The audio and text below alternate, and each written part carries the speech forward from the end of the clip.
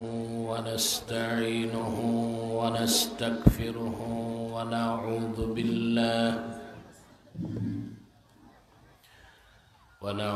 بالله من شرور أنفسنا ومن سيئات أعمالنا. من يهده الله فلا مضل له ومن يضلله فلا هادي له. ونشهد أن لا إله إلا الله وحده لا شريك له. ونشهد أن سيدنا وحبيبنا ومولانا محمدا عبد الله ورسوله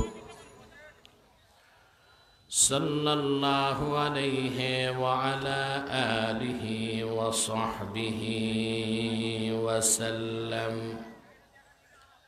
الذي أكمل الله به قصر النبوة، أي ختم الله به النبوة وحكما لا نبي بعده. وأعلن في القرآن بالبرهان أن محمدا صلى الله عليه وسلم خاتم النبيين والمرسلين، الذي أرسله بالحق بشيرا ونذيرا وداعيا إلى الله بإذنه وسراجا منيرا. فقد قال الله تعالى في كلامه المجيد والفرقان الحميد: أعوذ بالله من الشيطان الرجيم. بسم الله الرحمن الرحيم. اليوم أكملت لكم دينكم وأتممت عليكم نعمتي ورضيت لكم الإسلام دينا. صدق الله العظيم وصدق رسوله النبي الكريم، ونحن على ذلك من الشاهدين والشاكرين، والحمد لله رب العالمين. إن الله وملائكته يصلون على النبي يا أيها الذين آمنوا صلوا عليه وسلموا تسليما. اللهم صل على سيدنا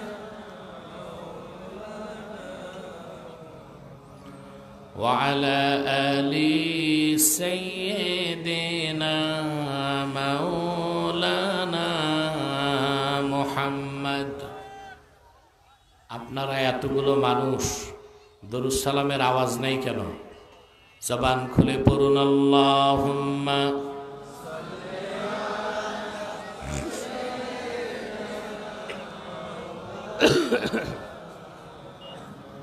ওয়া আলা আলি। আওয়াজ কানে লাগে কেন? আওয়াজটা আরো ক্লিন হবে, স্পষ্ট হবে। যা मेरा दिल तड़प रहा है, मेरा जल रहा है सीना, ये दवा वही मिलेगी, मुझे ले चलो मदीना। अल्लाहुम्मा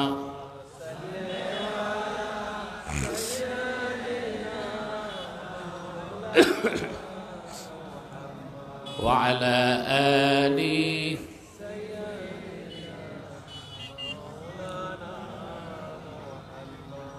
मदीना मदीना मोमिनों की गुनगुना है, दीदारे मदीना आशिकों की तमन्ना है। अल्लाहुम्मा बंद करे क्यों आवाज दिते बोलो।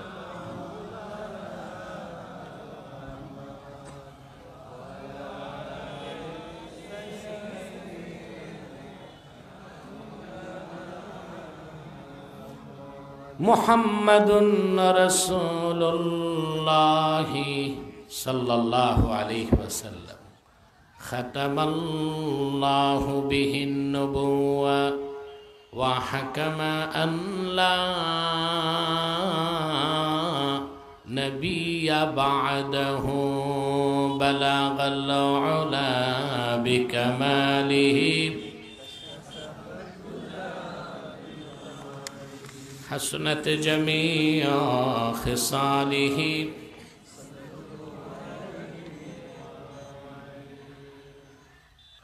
তেজপাড়া, গাবতলী, বগুড়া যুব সমাজের উদ্যোগে আজকের ৫৫তম ২ দিনব্যাপী তাফসীরুল কোরআন মাহফিলের আজকের এই দিনের বেলার মাহফিলে উপস্থিত সম্মানিত সভাপতি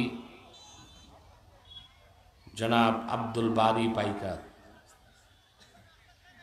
বারাকাল্লাহু ফি উমরিহ, হাজারাত উলামায়ে কেরাম, তুলাবায়ে এজাম, সত্য প্রবাহকে উপেক্ষা করে চরম ব্যস্ততার মধ্যেও যারা আজকের মহতি মাহফিলে উপস্থিত হয়েছেন, স্বেচ্ছায় সানন্দে স্বতঃস্ফূর্তভাবে মনের আনন্দে শুধুমাত্র কোরআন কারীমের দুর্বার টানে প্রবল আকর্ষণে তাদের সকলকে অন্তরের অন্তঃস্থল থেকে জ্ঞাপন করছি মুবারক। সবটুকুন শুকরিয়া আল্লাহ সুবহানাহু ওয়া তাআলার জন্যে, যিনি আজকের বরকতপূর্ণ মাহফিলে আমাদেরকে আসার ও বসার তৌফিক মেহেরবানি করে ভিক্ষা দান করেছেন। সেজন্য আসুন আমরা সকলে একবার অবনত চিত্তে হৃদয়ের আবেগ অনুভূতি উজাড় করে সমবেত কণ্ঠে বলি আলহামদুলিল্লাহ। সাউন্ডটা ক্লিন করতে হবে, আওয়াজ যেন ডবল না হয়। কমায় দাও, ওটা কমিয়ে দাও, পিছন থেকে আওয়াজ দাও, পিছনে 2টা হরেন লাগবে। অগণিত অসংখ্য দরুদ ও সালাম আল্লাহর সৃষ্টির প্রধান আকর্ষণ, বিশ্বসভার সভাপতি, সকল নবী রাসূলগণের মাথার তাজ, শামসুল হিদায়াত, বদরুদ্দুজা, সৈয়দুস সাকালাইন, ইমামুল মুরসালিন, খাতামুন নবিয়্যিন আল মুরসালিন, আফতাবে নবুয়ত, শাহানশাহে রিসালাত, সরকারে দো জাহাঁ, সুলতানুল মদিনা, নবিয়ুল আম্বিয়া, হুজুরে আকরম, নূরে মুজাসসম, নূরুন আলা নূর, সৈয়দিনা হাবিবিনা শফিঈনা মাওলানা মুহাম্মদ সাল্লাল্লাহু আলাইহি ওয়াসাল্লামার উপর আল্লাহ পাক যাকে আজ থেকে প্রায় ১,৫০০ বছর আগে প্রেরণ করেছেন, সর্বশ্রেষ্ঠ ও সর্বশেষ নবী ও রাসূল হিসেবে যার পরে আজ পর্যন্ত পৃথিবীতে অবশ্যই কোনো প্রকার নবী কিংবা রাসূল অবশ্যই আসে নাই, অবশ্যই এখনো নাই, অবশ্যই কিয়ামত পর্যন্ত আসবে না। সম্মানিত সুধী, 2 দিন ব্যাপী মাহফিল, আপনার বক্তব্য শুনে আসতেছেন, আলহামদুলিল্লাহ। বলুন আলহামদুলিল্লাহ।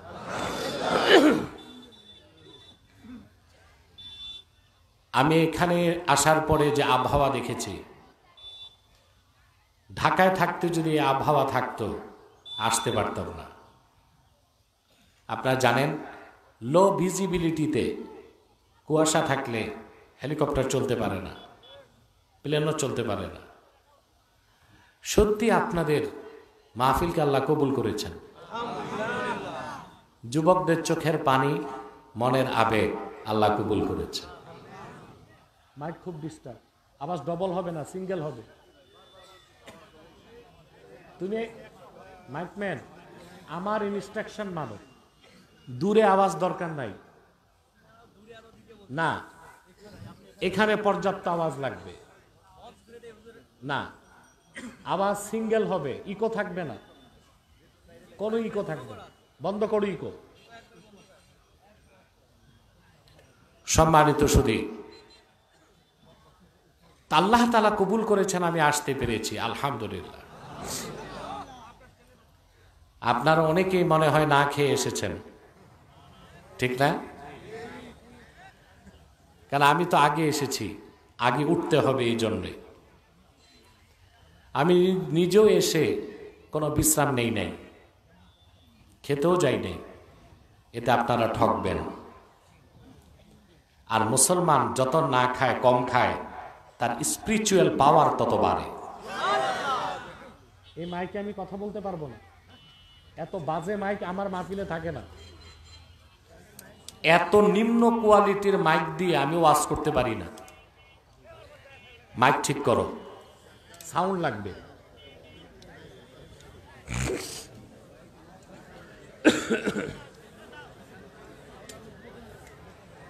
আপনার কথা বলবেন না, সাউন্ডটা ক্লিন করতে হবে। সাউন্ডটা তো ধরে রাখছে।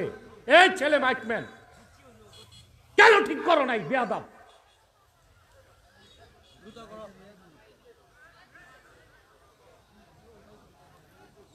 গান বাদ্যের অনুষ্ঠানে যে মাইক ঠিক রাখে, কোনি খায় যে, আর মাহফিল করতে আসে তো এখানে এসে তালিবালি করে। আমার একটা হরেন হইলেও চলবে, কিন্তু স্পষ্ট লাগবে, ক্লিন আওয়াজ, আওয়াজ কানে না লাগে, ডবল না হয়, স্পষ্ট আওয়াজ। আর যারা বাড়িতে বসে আছে তাদেরকে কি ওয়াজ শোনানো আমাদের ঠেকা পড়ছে? ওরা মাঠে আসুক। সম্মানিত সুধী, আমি আপনাদের সামনে তেলাওয়াত করেছি সূরা মায়েদা থেকে একটি আয়াতের অংশ বিশেষ। খুব সংক্ষেপে এই অংশটুকুনকে কেন্দ্র করে কিছু কথা বলবো ইনশাল্লাহ। বলেন ইনশাল্লাহ। আপনারা দূর দূর থেকে এখানে এসেছেন, এমনিতেই দিনের বেলা মাহফিল করে আপনাদের অভ্যাস নাই, তাও আপনারা চতুর্দিক থেকে চলে এসেছেন, লোক আসতেই আছে, আলহামদুলিল্লাহ। আপনাদের ওরা কি ভাড়া দিছে? খাবার দিছে? যাবার সময় প্যাকেট দিবে? কেন আসছেন? আল্লাহর দিন শিখতে, ঠিক না? আমাদের কাছে সবচেয়ে প্রিয় আমাদের দিন ইসলাম। ঠিকটা তো ঠিক মতো বললেন না। আমাদের দল, দেশ, জীবন, মাল, সব কিছুর চেয়ে প্রিয় আমাদের দিন ইসলাম। সুবহানাল্লাহ। এর চেয়ে প্রিয় আর কোনো কিছু নাই। কিন্তু সবচেয়ে দুঃখজনক, বাংলাদেশের অধিক সংখ্যক মুসলমান যে দিনকে এত ভালোবাসে, সেই দিন সম্পর্কে তাদের সুস্পষ্ট ধারণা নাই। এই জন্য যেটা দিনের কাজ ওটাকে জরুরি মনে করে না, আর যেটা বদ্দিন, দিন না, ওটাকে দিন মনে করে। এটা একটা বড় ধরনের সমস্যা না? কথা বলেন। আর দ্বীনের সুস্পষ্ট পরিচয় জানা না থাকার কারণে আমরা দ্বন্দ্ব করি, সংঘাত করি। আসুন আমরা পূর্ণাঙ্গ দ্বীনের পরিচয় গ্রহণ করব আজকে। পারবো তো ইনশাল্লাহ? আপনারা যে এসে বসে আছেন, খুশি না? বেজার শুধু শয়তান, শয়তানও বেজার, তার চেলাচামুন্ডারও বেজার। অবশ্য এখন শয়তানের চেলাচামুন্ডার সংখ্যা কমছে, সেজন্যই তার তাফসির মাহফিলে বাধা নাই। আগে তো বাধা দিত, যাত্রা গান হতো, বাউল গান, 31st নাইট, বৈশাখী মেলা, অনুমতি লাগতো না। তাফসির মাহফিল শুনলেই কলিজায় আগুন জ্বলত। শর্ত দিত 34টা। কতটা শর্ত দিত? যেন যুবকরা বিরক্ত হয়ে মাহফিল করা ছেড়ে দেয়। কিন্তু ওরা জানতো না যে দেশের যুবকরা আল্লাহর কোরআনের জন্য বুকের রক্ত ঢেলে দিতে জানে। হাজারো শর্ত দিয়া তাদেরকে কোরআনের মাহফিল থেকে সরানো যায় না, ঠিক না? এখন আমরা আজকে কিছুক্ষণ পরে মুনাজাত করব, বিদায় মুনাজাত। মুনাজাতে হাত তুললেই আপনার জিন্দিগির সগীরা গুনাহগুলো আল্লাহ মাফ করে দিবেন। শয়তান কি এটা চায়? আপনাকে ওয়াসওয়াসা দিবে, উঠানো যায় কিনা। আমরাও নেক নিয়ত করে শয়তানের নাপাক গালে একটি চপেটা ঘাত করব। আমরা নিয়ত করছি কিছুক্ষণ পরে আজকের মুনাজাত করে গুনাহ মাফ করে নিষ্পাপ বেহেশতি আল্লাহওয়ালা হয়ে বাড়ি যেতে চাই। কারা কারা হাত তুলে আল্লাহ তাআলাকে দেখা?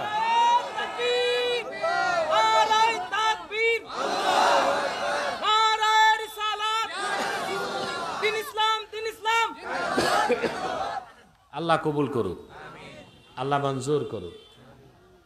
বলুন আল্লাহুম্মা আমিন। আসুন তিলাওয়াতের মাধ্যমে মূল আলোচনায় প্রবেশ করছি। আমার সঙ্গে আপনারাও পড়বেন, পারবেন না? আউযু বিল্লাহি মিনাশ শাইতানির রাজীম। বিসমিল্লাহির রাহমানির রাহিম। আল-ইয়াওমা আকমালতু লাকুম দীনাকুম ওয়া আতমামতু আলাইকুম নি'মাতি ওয়া রাদিতু লাকুমুল ইসলাম দীনা। আল্লাহ তাআলা বলেন, মানব জাতি, আজকের এই পবিত্র দিবসে আমি তোমাদের জন্য দ্বীনকে পরিপূর্ণ করে দিলাম। ওয়া আতমামতু আলাইকুম নি'মাতি, আর তোমাদের উপর আমার নেয়ামতকে পরিসমাপ্ত করলাম। ওয়া রাদিতু লাকুমুল ইসলাম দীনা, আর একমাত্র আমি আমার হাবিবের রক্ত ঝরা দ্বীন ইসলামকে স্বীকৃতি দিলাম। কথাগুলো কার? আল্লাহ তাআলার এই কথাগুলোর ওজন কত বেশি তা আমরা টের পাই নাই। আমরা যেন একটু টের পাই, সেজন্য আমি একটা হাদিস শোনাচ্ছি। হাদিসটি বুখারী শরীফে আছে, তিরমিজিতে আছে। আমি শোনাচ্ছি তাফসীরের কিতাব থেকে। ইমাম খাজেন একটা রওয়ায়াত করেছেন এই আয়াতের ব্যাপারে। ওয়ান আব্দুল্লাহ ইবনে আব্বাস রাদিয়াল্লাহু তাআলা আনহুমা আন্নাহু ক্বারাআ আল-ইয়াওমা আকমালতু লাকুম দীনাকুম ওয়া আতমামতু আলাইকুম নি'মাতি ওয়া রাদিতু লাকুমুল ইসলাম দীনা। আল্লাহর হাবিবের আপন চাচাতো ভাই হযরতে আব্দুল্লাহ বিন আব্বাস রাদিয়াল্লাহু তাআলা আনহুমা, তিনি একদিন সূরা মায়দা তেলাওয়াত করছিলেন।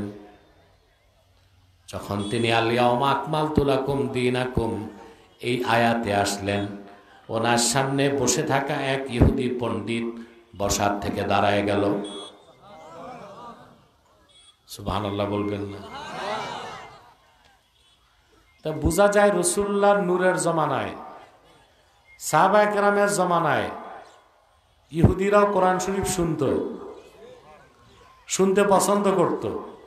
যদিও গ্রহণ কথা বলেন করতো না।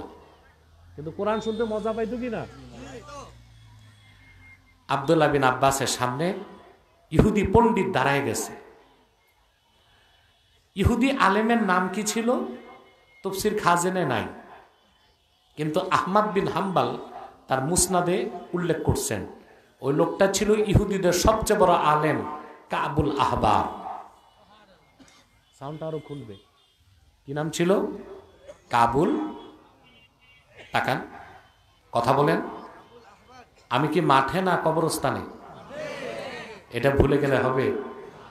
আমাকে তো সাপোর্ট দিতে হবে, টেকনিক্যাল সাপোর্ট দিতে হবে না?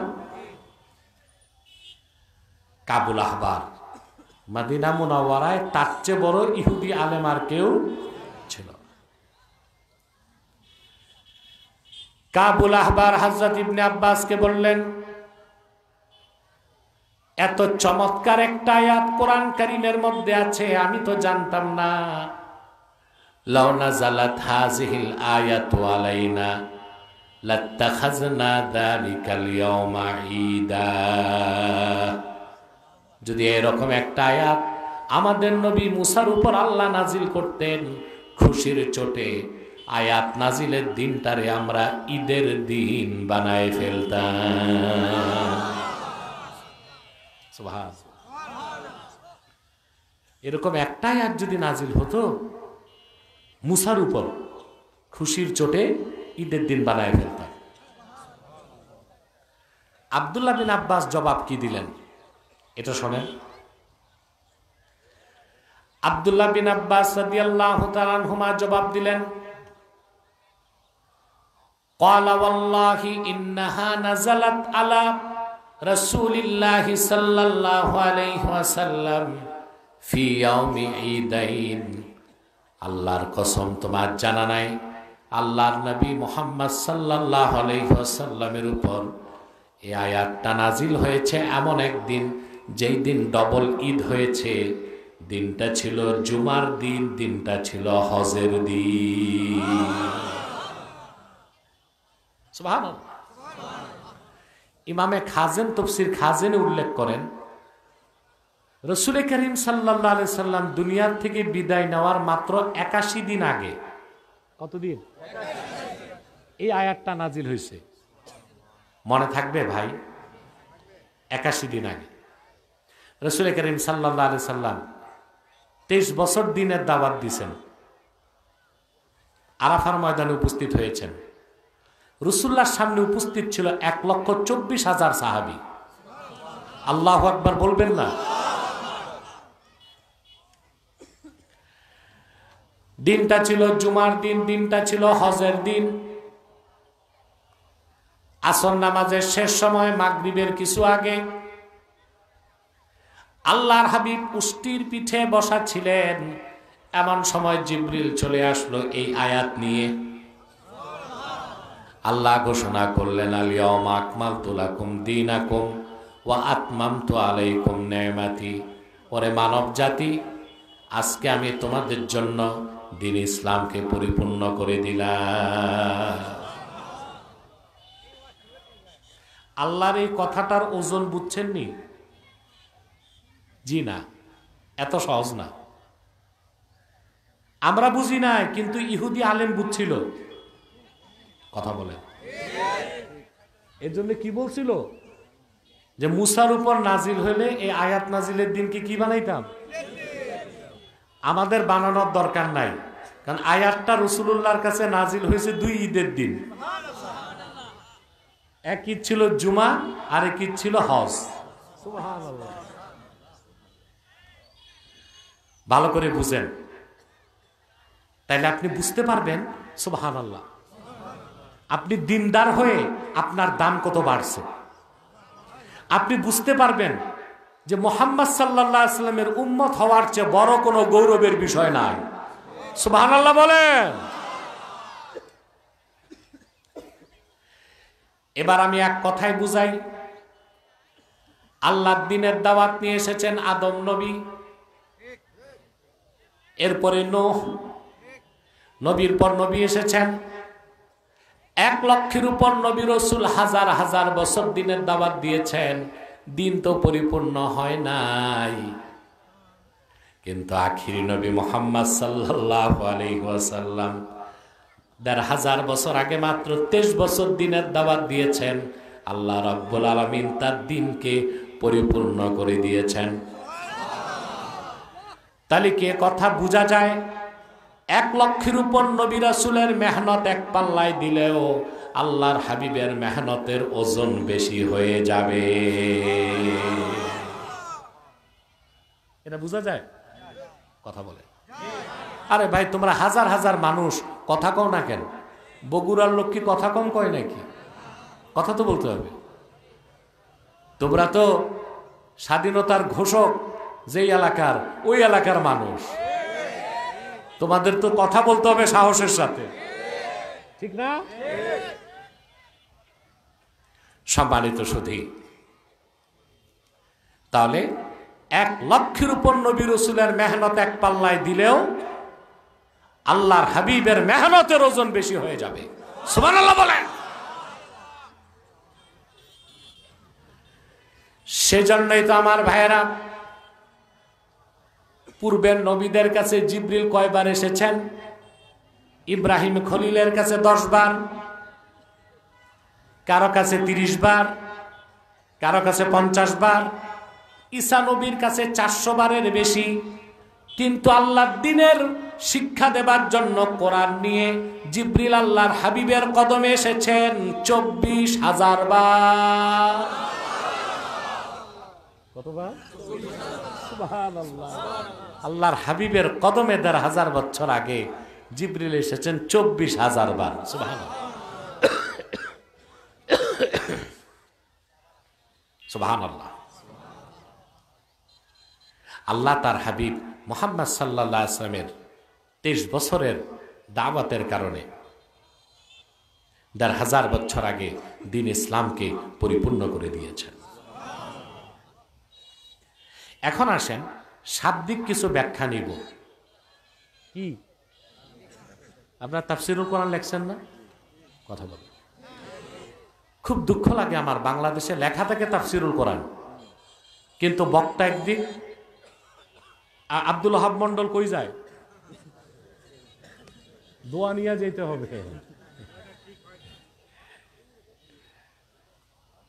চেয়ারম্যান ভালো মানুষ, আলহামদুলিল্লাহ। আমি খুশি হয়েছি, চেয়ারম্যান একা 2 লাখ টাকা দিচ্ছে। 2 লাখ দিছে না? আল্লাহ এই 2 লাখের বিনিময়ে 10 গুণ বাড়ায়া তাকে দেখ। এইরকম 1-2টা মানুষ থাকলে যুবকদের চিন্তা আছে? আলহামদুলিল্লাহ বলে। আমাদের পরিবেশটা আল্লাহ কত সুন্দর করে দিছে দেখছেন, বাতাসও আছে, হালকা রোদও আছে, কি আরামদায়ক পরিবেশে আল্লাহ আমাদের বসায় দিছে। আলহামদুলিল্লাহ। সম্মানিত সুধী, তা আমাদের দেশে লেখা থাকে সব জায়গায় বিশাল তাফসীরুল কোরআন মাহফিল, শুনলে শোনা যায় কোরআন শরীফ একদিক, তফসির একদিক, বক্তা আর একদিক। এটা কি আমানত না খেয়ানত? যাক, আল্লাহ এইসব বক্তাদেরকে হেদায়েত করুক। তাফসির এক জিনিস, বয়ান আরেক জিনিস। বয়ানে আপনি বহুত কথা বলতে পারবেন, কিন্তু তাফসিরে, উসুলে তাফসিরের বাইরে যে একটা শব্দ উচ্চারণ করতে পারবেন না।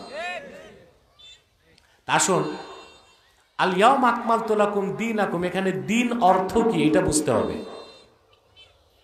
আমরা বাঙালি দিন অর্থ একটা জানি, দিন মানে ধর্ম না। আল্লাহ তাআলা 4টা বিষয়কে দিন বলেছেন। কয়টা? আল্লাহ ঈমানকে দিন বলছেন। কি বলছেন?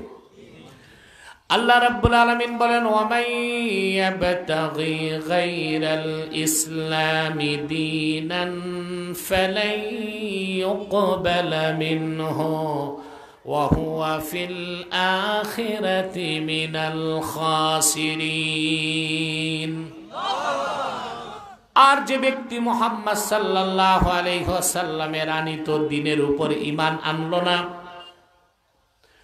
দ্বীন ইসলামকে গ্রহণ করলো না, তার নামাজ, তার রোজা, তার কোনো নেক আমল আল্লাহর কাছে কবুল হবে না। এখানে বসে থাক। এখানে দিন অর্থ ইমান। দিন অর্থ কি? দিনের আরেকটা অর্থ হচ্ছে কর্মফল। কি? আল্লাহ বলেন, আলহামদুলিল্লাহি রাব্বিল আলামিন আর-রাহমানির রহিম মালিকি ইয়াউমিদ্দিন। পারেন না? পড়েন, আলহামদুলিল্লাহি রাব্বিল আলামিন আর-রাহমানির রহিম মালিকি ইয়াউমিদ্দিন। আল্লাহ নিজের পরিচয় দিয়েছেন মালিক ইয়াউমিদ্দিন। এখানে দিন অর্থ কি?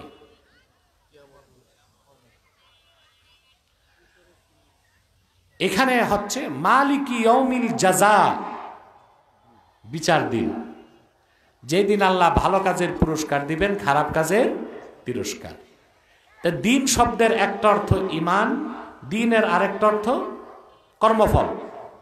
যেমন আরবিতে বলা হয় কামা তাদিনু তুদান, যেমন কর্ম তেমন ফল। As you sow so you reap. তা দিনের একটা অর্থ আল্লাহ নিছেন ইমান, দিনের আরেকটা অর্থ নিছেন কর্মফল। দিনের আরেকটা অর্থ হচ্ছে ইবাদত, ইতাআত। একটা কি? ইতাআত। আল্লাহ রাব্বুল আলামিন বলেন, ওয়ামা উমিরু ইল্লা লিয়া'বুদুল্লাহা মুখলিসিনা লাহুদ্দিন। এখানে দিন মানে ইতাআত। ওয়ামা উমিরু ইল্লা লিয়া'বুদুল্লাহ, আই ওয়ামা উমিরু ইল্লা লিওয়াহিদুল্লাহ। পূর্বের সমস্ত জাতিদের কাছে এটাই নির্দেশ ছিল, তারা যেন আল্লাহর তাওহীদকে বিশ্বাস করে আর ইতাআত বা আনুগত্য যেন আল্লাহর জন্য খালেস করে।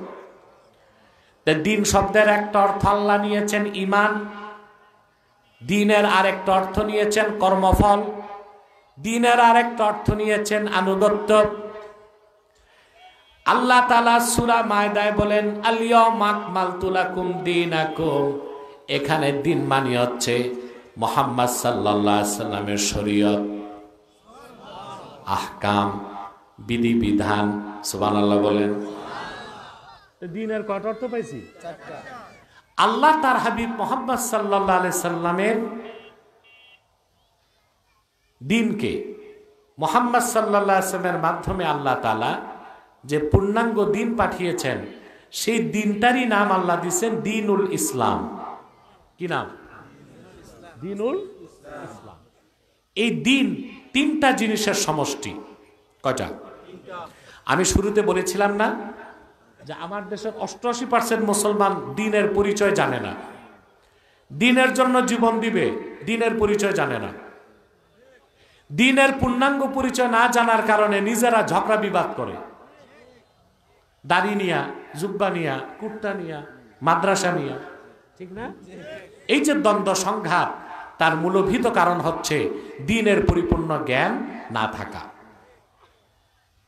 কথা শুনতেছেন তো? তিনটা জিনিসের সমষ্টির নাম কি? দিন। ইন্নাল ঈমান ওয়াল ইসলাম ওয়াল ইহসান ফামাজমুউ হাযিহিস সালাসা আদ-দ্বীন। ঈমান, ইসলাম, ইহসান, তিনে মিলে দিন ইসলাম। হইল না? পুরুষের কণ্ঠে বলো সুবহানাল্লাহ। কয়টা জিনিসের সমষ্টি? ঈমান, ইসলাম, ইহসান, তিনে মিলে দিন ইসলাম।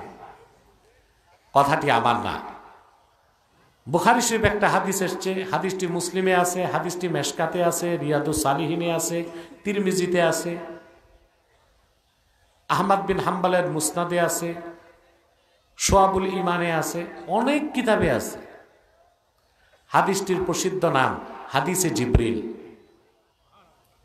হযরত জিবরিল একদিন আল্লাহ রসুলের কাছে আসলেন মানুষের সুরতে।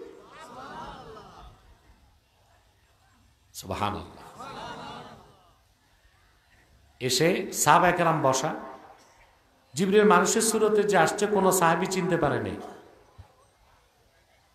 তো মুসলিম শরীফে এসেছে আসনাদা রুকবাতাইহি ইলা রুকবাতাইন নবী ওয়া ওয়াদাআ কাফাইহি আলা ফাখিজাইহি।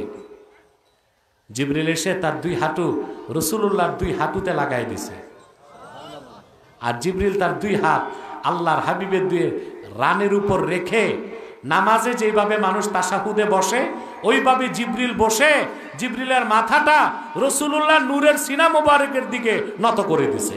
আল্লাহু আকবার।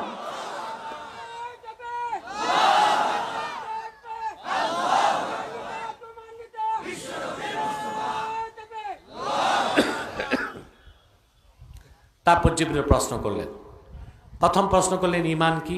রাসূলুল্লাহ জবাব দিয়েছেন। দ্বিতীয় প্রশ্ন ইসলাম কি? রাসূলুল্লাহ জবাব দিয়েছেন। তৃতীয় প্রশ্ন ইহসান কি? রাসূলুল্লাহ জবাব দিয়েছেন। কিয়ামতের প্রশ্ন করে জিবরিল চলে গেছে।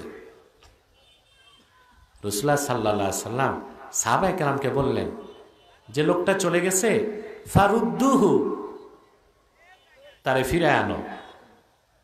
সাহাবায়ে কেরাম বের হয়ে দেখেন কেউ নাই। অবাক হয়ে গেলেন তারা, লোকটা দূর থেকে আসছে তাও বলা যায় না, সফরের চিহ্ন নাই, কাছের তাও বলা যায় না, চিনি নাই। সবচেয়ে আশ্চর্য, বের হয়ে গেল কই? আল্লাহর হাবিব বললেন, সাহাবায়ে কেরাম যে লোকটা প্রশ্ন করেছে আমি উত্তর দিয়েছি, এই লোকটা কোনো মানুষ নয়, হাজা জিবরিল আতাকুম ইউআল্লিমুকুম দীনাকুম। এ ছিল আল্লাহর ফেরেশতা জিবরিল, মানুষের সুরত ধরে আমার কাছে প্রশ্ন করে উত্তর নিয়েছে যেন তোমরা সরাসরি আমার কাছ থেকে দ্বীন শিখতে পারো। এই জন্য ইমাম বুখারীর মত বদরুদ্দিন আইনি উমদাতুল কারিতে উল্লেখ করেছেন, ইন্নাল ঈমানা ওয়াল ইসলামা ওয়াল ইহসান ফামাজমুউ হাযিহিস সালাসা আদ-দ্বীন। ঈমান, ইসলাম, ইহসান তিনে মিলে, জোরে বলতে হবে, কষ্ট হচ্ছে? পূর্ণাঙ্গ দ্বীনের পরিচয় পাচ্ছি। এখন তো ডেফিনেশন লাগবে, ঈমান কি, ইসলাম কি, ইহসান কি? লাগবে না?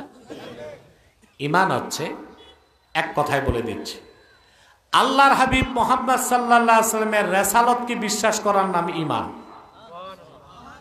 সুবহানাল্লাহ কইবেন। আল্লাহর হাবিব মুহাম্মদ সাল্লাল্লাহু আলাইহি ওয়াসাল্লামের রিসালাতকে বিশ্বাস করার নাম কি? ঈমান। সেজন্য সমস্ত মুহাদ্দিসগণ একমত, কেউ যদি সারা জীবন বলে আশহাদু আল্লা ইলাহা ইল্লাল্লাহ, সে মুমিন মুসলিম হতে পারবে না। কিন্তু কেউ যদি একবার মনে প্রাণে বলে আশহাদু আন্না মুহাম্মাদার রাসূলুল্লাহ, সে মুসলমান হয়ে যাবে। এখন প্রশ্ন আসে, কেন? যদি মুহাম্মদ সাল্লাল্লাহু আলাইহি ওয়াসাল্লামের রিসালাতের বিশ্বাসটাই ঈমান হয়, তা আল্লাহর তাওহীদের বিশ্বাস, উলুহিয়াতের বিশ্বাস, রুবুবিয়াতের বিশ্বাস, আখেরাত, জান্নাত, কাউসার, হাসর, মালায়েকা, পূর্বের নবীন, কুতুব, সহিফা, এগুলোর বিশ্বাস কই? প্রশ্ন আসে না? ব্যাখ্যা করে দিয়েছেন ইমাম আযম আবু হানিফা রাহমাতুল্লাহি আলাইহি, আল্লাহ রাসূলের রিসালাত কি বিশ্বাসের মানে হচ্ছে বিমা জাআ বিহি মুহাম্মাদুন সাল্লাল্লাহু আলাইহি ওয়াসাল্লাম উলিমা জারুরাতান। মুহাম্মদ সাল্লাল্লাহু আলাইহি ওয়াসাল্লামের রিসালাতকে বিশ্বাস করার মানে হলো আল্লাহর আখিরি নবী মুহাম্মদ সাল্লাল্লাহু আলাইহি ওয়াসাল্লাম ১৫০০ বছর আগে আল্লাহর পক্ষ থেকে যা কিছু এনেছেন, যা কিছু বলেছেন, হাদিস, যা কিছু নীতি নির্ধারণ করেছেন, সুন্নাহ, সেই কোরআন, সেই হাদিস, সেই সুন্নাহ অক্ষরে অক্ষরে বিশ্বাস করার নাম হলো ঈমান। যে ব্যক্তি মুহাম্মদ সাল্লাল্লাহু আলাইহি সাল্লামের রিসালাতকে বিশ্বাস করলো, সে তো ৩০ পারা কোরআনকে মেনে নিল, আর 30 পারা কোরআন যে মেনে নিল সে তো আল্লাহর তাওহীদকে মানল, আল্লাহর উলুহিয়াত, আল্লাহর রুবুবিয়তকে বিশ্বাস করলো, আখেরাতের কথা, জান্নাতের কথা, নবীদের কথা, কিতাবের কথা, যত কথা কোরআনে আছে সব মেনে নিল। শুধু মুহাম্মদ সাল্লাল্লাহু আলাইহি ওয়াসাল্লামের রিসালাতকে বিশ্বাস করলেই আল্লাহ তাআলা ইমানের ৭৭টা শাখা বান্দার অন্তরে গেঁথে দিবে। সেজন্য যে বক্তারা গোমরাহ তাদের কথা শুনবেন না। কিছু গোমরাহ বক্তা সমাজে আছে, তারা বলে ঐক্যের ভিত্তি লা ইলাহা ইল্লাল্লাহ, রিসালাতের বিশ্বাস ছাড়া তো মুসলমান হওয়া যায় না, তো লা ইলাহা ইল্লাল্লাহ কিভাবে ঐক্যের ভিত্তি হয়? মোসাদের পয়সা ঢুকছে, আল্লাহ ছাড়া মাবুদ নাই, এটা তো অনেক ইহুদিও বিশ্বাস করে, খ্রিস্টানও বিশ্বাস করে, আহলে কিতাবও বিশ্বাস করে। তারা কাফের না? কথা বলে না। শুধু লা ইলাহা ইল্লাল্লাহ বললে মুসলমান হওয়া যাবে না। আর শুধু লা ইলাহা ইল্লাল্লাহ ঐক্যের ভিত্তি নয়, ঐক্যের ভিত্তি হচ্ছে ঈমান, আর ঈমানের মধ্যে তাওহীদও আছে, রিসালাতও আছে, ঠিক কিনা বলেন?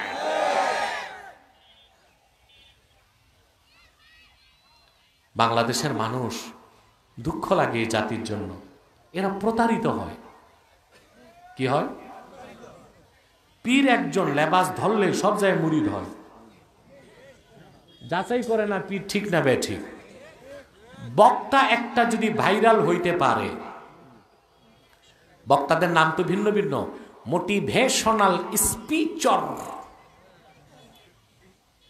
কথা ভাইরাল হইতে পারলে হুজুগে বাঙালি না, না বুঝে বাঙালি। তারপরে ওই ভণ্ডগুলো মধুর সাথে বিষ মিশায়া ঈমান নষ্ট করে। কাফের মুশরিক দূরে থাক, কোন বাতিল ফেরকার সাথে মুসলমান ঐক্য করতে পারে না। মুসলমান ঐক্য করবে মাসলাকে মাসলাকে, গোল টুপি, লম্বা টুপি, আলিয়া, কওমি সবাই এক হইতে পারবে, এটা মাসলাক। এটা কি মাসলাক? বুঝেন নাই? জনপুর, ফুরফুরা, দেওবন্দ, কওমি, আলিয়া, সাদা টুপি, কালো টুপি, গোল টুপি, লম্বা টুপি, সবাই এক প্ল্যাটফর্মে আসা যাবে, এটা হচ্ছে মাসলাক। এটা কি? কিন্তু কোন বাতিল ফেরকার সাথে ঐক্য করা, যদি কোন বাতিল ফেরকার সাথে ঐক্য করা যেত তাহলে আলী রাদিয়াল্লাহু তাআলা আনহু খারিজিদের সাথে ঐক্য করতেন। করছেন? খারিজিদের সাথে ঐক্য করছেন হযরত আলী?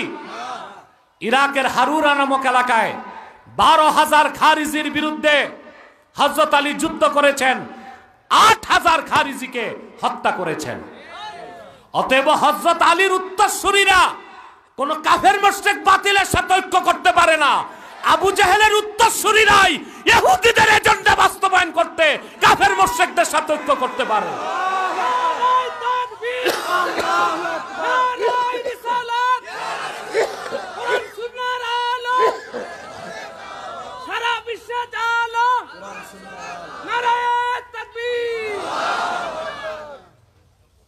আপনারা সতর্ক হন। বাংলাদেশ থেকে আল্লাহর গজব গেছে, চাই নাই? আল্লাহর গজবে জালেম দূর হয়েছে। এখন কৃতিত্ব কি? আমি মাস্টার মাইন্ড। কোন দল বলে আমি করছি, আব্বাসী বলে কোন আন্দোলনে ফেসিবাদ যায় নাই, আল্লাহর গজবে ধ্বংস হয়েছে। কিসে? আল্লাহর গজবে। কিন্তু ইহুদিরা বাংলাদেশে রোল প্লে করার চেষ্টা করছে। বিলিয়ন বিলিয়ন ডলার তারা এখন বাংলাদেশে খরচ করতেছে। কারণ ইহুদিদের একটা সূত্র হচ্ছে take chance for change, take chance for change. অর্থাৎ তুমি সুযোগ বুঝে, ঝোপ বুঝে কোপ মারো, ঝোপ বুঝে। এখন দেখছে বাংলাদেশে এখন আছে পলিটিক্যাল ক্রাইসিস, রাজনৈতিক দলে দলে দ্বন্দ্ব, এলাকা এলাকায় দ্বন্দ্ব। কেউ বিজয়ী, কেউ পরাজিত। এটা একটা পলিটিক্যাল ক্রাইসিস না? এই পলিটিক্যাল ক্রাইসিসে পশ্চিমারা চাচ্ছে বাংলাদেশকে একটা সেকুলার রাষ্ট্র বানায় দিতে। কি বানায় দিতে? একটা সেকুলার রাষ্ট্র বানায় দিতে, যেখানে মসজিদ থাকবে কিন্তু আজান মাইকে হবে না, সাউন্ড বক্সে হবে। পশ্চিমারা যদি তাদের স্বপ্ন বাস্তবায়ন করতে পারে, কোনো মাহফিল মাঠে হবে না, নিয়ম করবে সব মাহফিল হবে ইনডোরে। আপনারা জানেন না ওরা কি চাচ্ছে বাংলাদেশে? পশ্চিমারা চাচ্ছে ইনক্লুসিভ গভর্নমেন্ট, অর্থাৎ মুসলমানরাও রাষ্ট্র ক্ষমতায় যাবে, কাফের মোশরিক বেঈমানদেরকেও রাষ্ট্র ক্ষমতায় রাখতে হবে। তো শুধু বাংলাদেশে কেন চাও? আমেরিকায় কয়জন মন্ত্রী দিছো তোমরা রাষ্ট্র ক্ষমতায়? একটা মেয়ে মুসলিম কংগ্রেস উচ্চ কক্ষে জায়গা পেয়েছিল, ওমর ইলহান, তাকে মার্কিন পার্লামেন্টে কথা বলতে দেয় নাই। 30 কোটি মুসলমান হিন্দুস্তানে কয়জন মুসলমানকে মন্ত্রী বানিয়েছে? ব্রিটেনে লক্ষ লক্ষ মুসলমান আছে, কয়জন মুসলমানকে এমপি বানিয়েছে? বাংলাদেশে ইনক্লুসিভ গভর্নমেন্ট চায়, অর্থাৎ গুরুত্বপূর্ণ মন্ত্রণালয়গুলো দিবে খ্রিস্টানদেরকে, ইহুদিদেরকে, হিন্দুদেরকে, আর মুসলমান মুলাটা নিয়ে থাকবে। মুসলমান এখন বাংলাদেশ আজকে নয়, 440 হিজরিতে 1000 বছর আগে সুলতান মাহমুদ বলখি মাহি সাওয়ার ইসলামের ঝান্ডা এনে বগুড়ার মহাস্তাগরে উড়ায় দিয়েছে। 1000 বছর আগে বগুড়াতে ইসলাম এসেছে, পরবর্তীতে শাহজালাল এসেছে, শাহ ফারহান এসেছে, শাহ মখদুম এসেছে, শাহ কারামত আলী জনপুরি এসেছেন।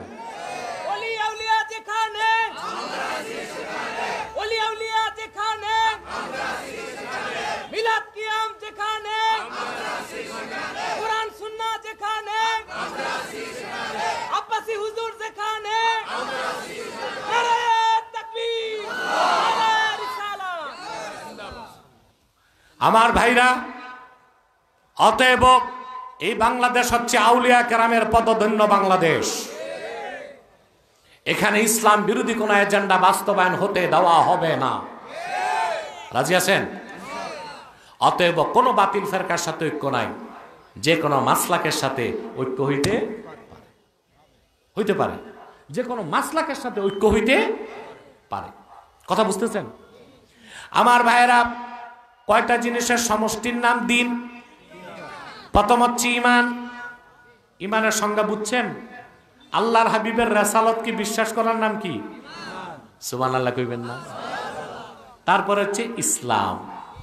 তারপরে কি? ইসলাম কি? ইসলাম হচ্ছে ওয়া আসলুহু মিনাস সিলমে হুয়াল ইনকিয়াদুজ যাহির মা শারতে ইনকিয়াদিল বাতিন।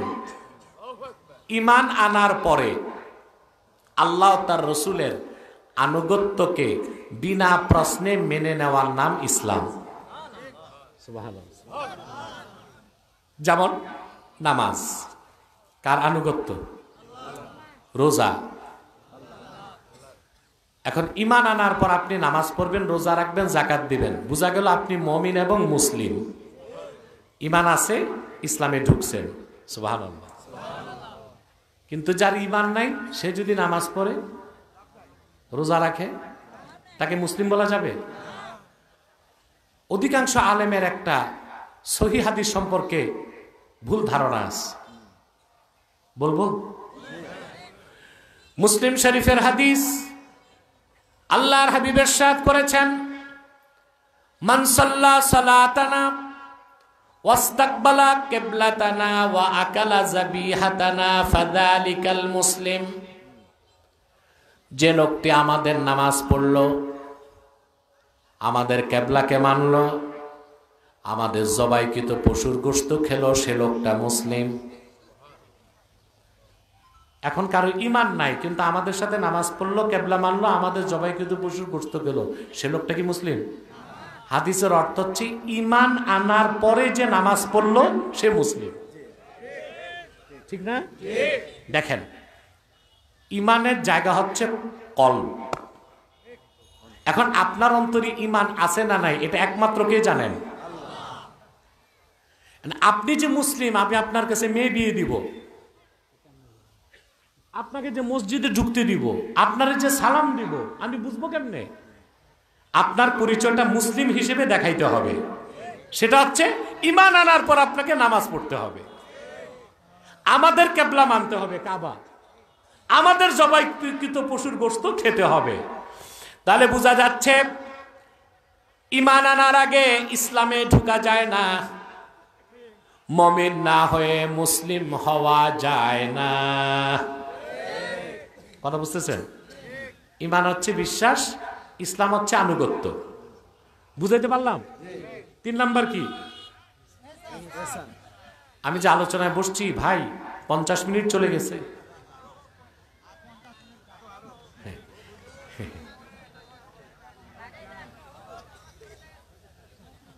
নামাজ তো অবশ্যই পড়েই যাবেন আপনারা। আমি নামাজের ওক্তের আগ পর্যন্ত থাকবো ইনশাআল্লাহ। মাথাটাও নাড়ানো যাবে না, যারা আসতেছেন বসে যাবেন।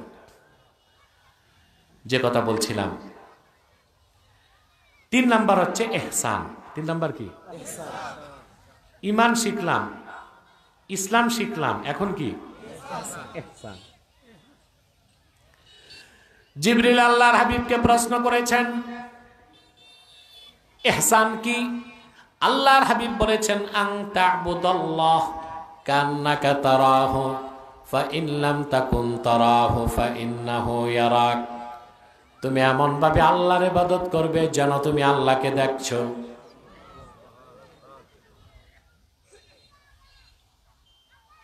যদি এই ক্ষমতা না থাকে, মনে করবা আল্লাহ তোমারে দেখছেন। সুবহানাল্লাহ বলবেন। এই ইহসানের আরেক নাম ইখলাস, অর্থাৎ ইবাদত করতে হবে কার জন্য? জোরে বলেন। এই যে ঈমান, ইসলাম, ইহসান, তিনে মিলে দিন ইসলাম। ব্যক্তি যখন ঈমান আনে তখন তার পরিচয় মুমিন। তারপরে সে যখন শরীয়ত মানে তার নাম মুসলিম। যখন তার ইবাদত আল্লাহর জন্য খাঁটি করে দেয় তখন তার নাম মহসিন। যে লোকটা মহসিন হয় সে পুরাপুরি দিনদার, কারণ আল্লাহর দিনের সব তার অন্তরে আছে। ঈমান আছে, ইসলাম আছে, ইহসান আছে, তার নাম মহসিন। আর যে মহসিন তার আর এক নাম মুত্তাকি। মহসিন বান্দাকে 1 সেকেন্ডের জন্য আল্লাহ জাহান্নামে দিবেন না। প্রথম কি? মুমিন। প্রথম কি? একটা কথা জানেন ভাই, আল্লাহর হাবিবের ঈমানদার উম্মত যারা মুমিন, তাদের যদি আমলনামায় নেক নাও থাকে, জাহান্নামে গেলেও কোনো একদিন জান্নাত পাবে। এটা জানেন তো? কথা বলেন। প্রত্যেক মুমিন বেহেশতে যাবে, কেউ ফার্স্ট চান্সে, কেউ সেকেন্ড চান্সে। মুমিন হবার পর যে মুসলিম হয়ে যাবে সে লোকটা বেহেশতে যাবে বিনা আযাবে। মুমিনের পর মুসলিম হয়ে যে মুহসিন হয়ে যাবে তার তো কোনো আযাব নাই, হিসাব নাই, বিনা হিসাবে আল্লাহ তারে জান্নাত দিয়ে দিবে। এখন আপনি যদি কামিয়াব হইতে চান, শুধু মুমিন হবেন না মুসলিম হতে হবে? শুধু মুসলিম হবেন না মুহসিন হইতে হবে? তাই আল্লাহর দ্বীনের পূর্ণাঙ্গ পরিচয় লাভ করার পর পূর্ণাঙ্গভাবে দ্বীনকে গ্রহণ করতে হবে। রাজি আছেন না? সুবহানাল্লাহ। যে মুমিন পুরা ঈমানদার হবে, শরীয়তকে মানবে আর তার আমলকে আল্লাহর জন্য বিশুদ্ধ করবে, ওই মুহসিন বান্দা আল্লাহর বন্ধু হয়ে যায়। সুবহানাল্লাহ বলেন। আল্লাহ তাআলা বলেন وسارعوا إلى مغفرة من ربكم وجنة أرضها السماوات والأرض أعدت للمتقين الذين ينفقون في السراء والضراء والكاظمين الغيظ والعافين عن الناس والله يحب المحسنين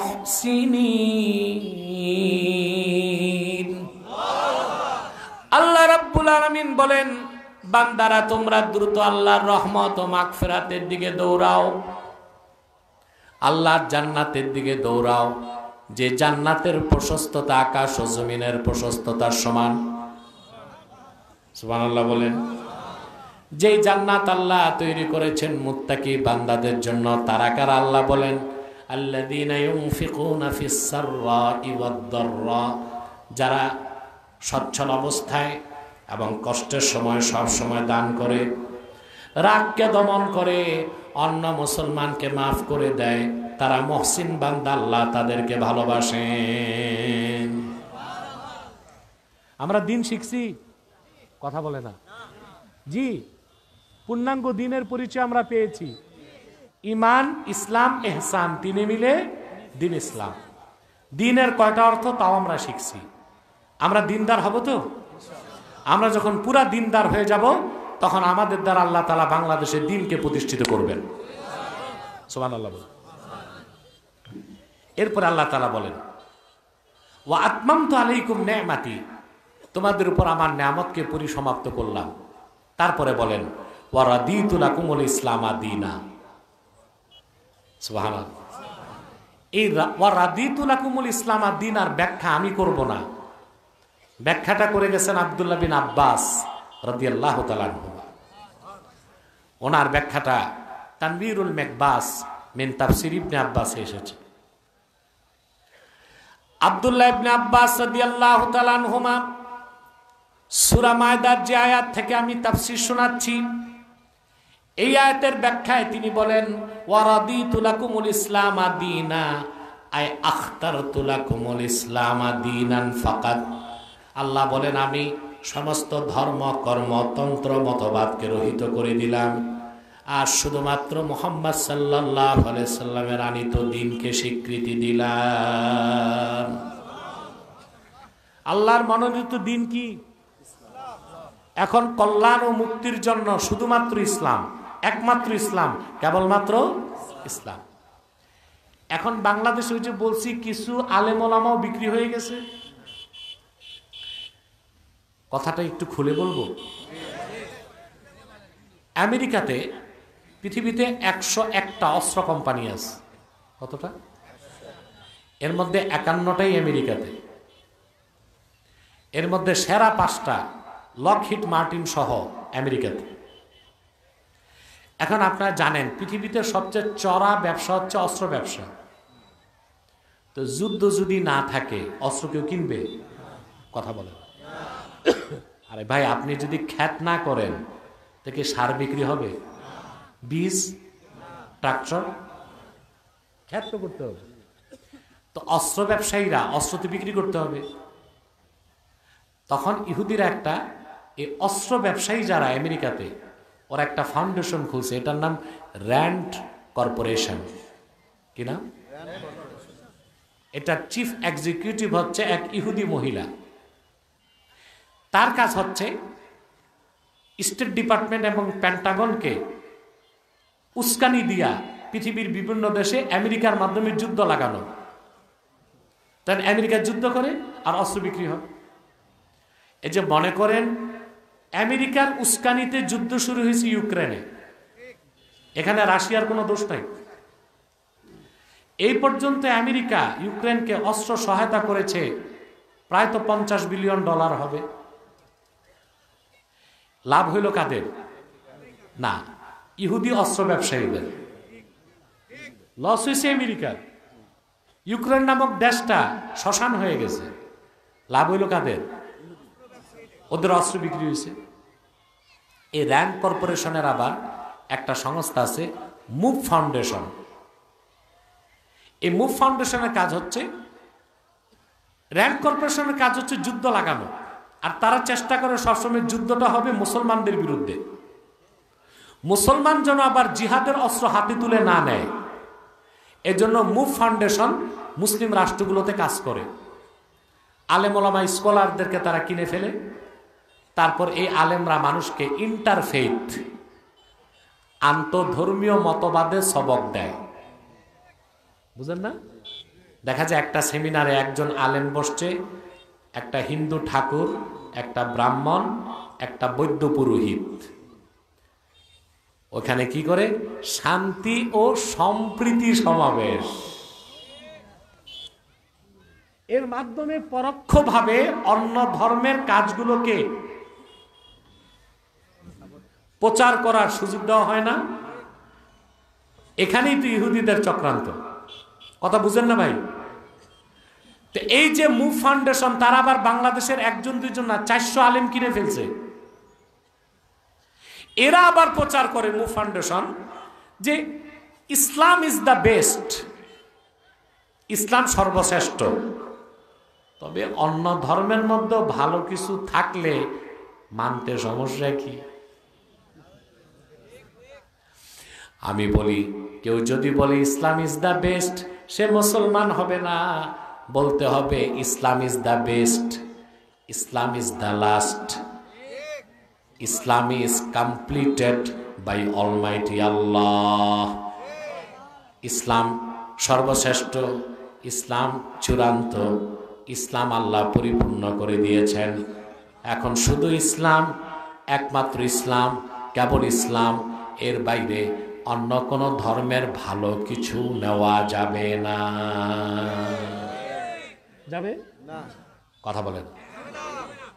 আচ্ছা ভাই, আমরা জানি না ইহুদি ধর্ম মুসা নবী আনছে? কথা বলেন। আর খ্রিস্টান ধর্ম ঈসা নবী।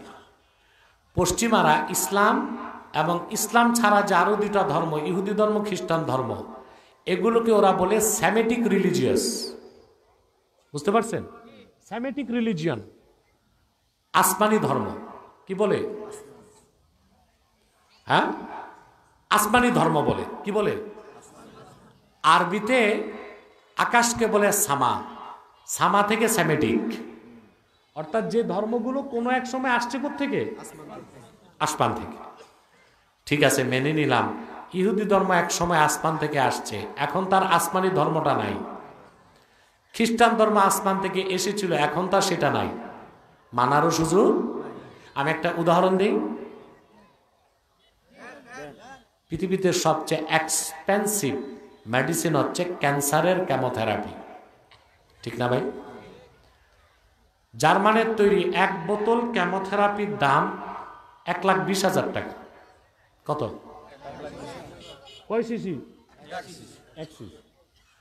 এখন আপনি 1 সিসি কিনছেন 1,20,000 টাকা দিয়ে। এটার তারিখ হচ্ছে 7ই জানুয়ারি বিকাল 5টা পর্যন্ত। আগামীকাল 8ই জানুয়ারি ওই 1 সিসি ওষুধের দাম কত? 1 টাকা 20 পয়সা কেউ কিনবে? মুসা নবী আল্লাহর কাছ থেকে যে দিন এনেছিলেন, শরীয়ত, ঈসার আগমনের মাধ্যমে তার ডেট ফেল হয়ে গেছে। ঈসা নবী যে শরীয়ত এনেছিলেন 1,500 বছর আগে আল্লাহর আখিরি নবী মুহাম্মদ সাল্লাল্লাহু আলাইহি সাল্লামের মাধ্যমে দিন ইসলামকে পাঠিয়ে আল্লাহ ঈসা কর্তৃক আনিত শরীয়তকে ডেট ফেল করে দিয়েছেন, রিজেক্টেড হয়ে গেছে। ঈসার শরীয়ত মেয়াদ উত্তীর্ণ হয়ে গেছে। এখন আর ঈসার শরীয়ত বা ধর্মের কিছু মানা যাবে না, মুসার শরীয়ত বা ধর্মের কিছু মানা যাবে না। ওয়ারাদিতু লাকুমুল ইসলাম দীনা, শুধু মুহাম্মদ সাল্লাল্লাহু আলাইহি ওয়াসাল্লামের আনিত দিন ইসলামকে মানতে হবে। মেয়াদ উত্তীর্ণ কোন জিনিস ভালো হইলেও নেওয়া যাবে না।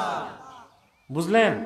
ওয়ারাদিতু লাকুমুল ইসলাম দীনা। আল্লাহ যেন আমাদেরকে কথাটা বুঝাতে পারছি।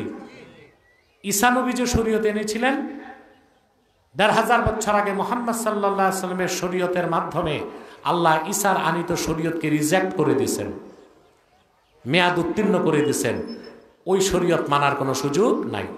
আর ঈসা নিজেও আছে আকাশে, কিয়ামতের আগে মুহাম্মদ সাল্লাল্লাহু আলাইহি সাল্লামের উম্মত পরিচয়ে নেমে আসবেন। আল্লাহ আমাদেরকে এই কথাগুলো বোঝার তৌফিক দান করুক। সাদাকাল্লাহুল আযীম ওয়া সাদাকা রাসূলুহুন নবিয়ুল কারীম ওয়া নাহনু আলা যালিকা মিনাশ শাহিদিন ওয়াশ শাকিরিন আলহামদুলিল্লাহি রাব্বিল আলামিন। আরে ভাই, ওয়াজ হইছে চলে যাবা, তোমরা কি আউলিয়া কেরাম নাকি? মুনাজাত লাগবে না? কথা বলেন। একটা লোক উঠার চেষ্টা করবা না মুনাজাত ছাড়া, বসে যাও। বিদায় লগ্নে প্রিয় বগুড়াবাসী, কয়েকটা কথা বলে যাই। আপনারা বিভিন্ন দল ও মতের লোক এখানে আছেন, আছেন না? দলীয় মতভেদ থাকতেই পারে, থাকুক। তিনটা ইস্যুতে আমরা এক হয়ে যাব। কয়টা বিষয়? কয়টা ইস্যু? ইসলামের সুমহান স্বার্থ রক্ষায় আমরা ঐক্যবদ্ধ হয়ে যাব। মুসলমানদের মৌলিক দাবিগুলো আদায়ে আমরা ঐক্যবদ্ধ হয়ে যাব। আর বাংলাদেশের স্বাধীনতা রক্ষায় আমরা ঐক্যবদ্ধ হয়ে যাব। মনে থাকবে? আমাদের এই তিনটি স্বার্থের বিরুদ্ধে কাজ করতেছে বাংলাদেশে তিনটি অমুসলিম সম্প্রদায়। এর মধ্যে সবচেয়ে জঘন্য হচ্ছে কুখ্যাত কাদিয়ানী সম্প্রদায়। নিঃসন্দেহে তারা কাফের এবং অমুসলিম। তাদেরকে যারা কাফের বলবে না, তারাও কাফের। কারণ তারা আল্লাহর আখিরি নবী মুহাম্মদ সাল্লাল্লাহু আলাইহি সাল্লামকে আল্লাহ শেষ নবী হিসেবে বিশ্বাস করে না। চিল্লায় বলেন নাউজুবিল্লাহ।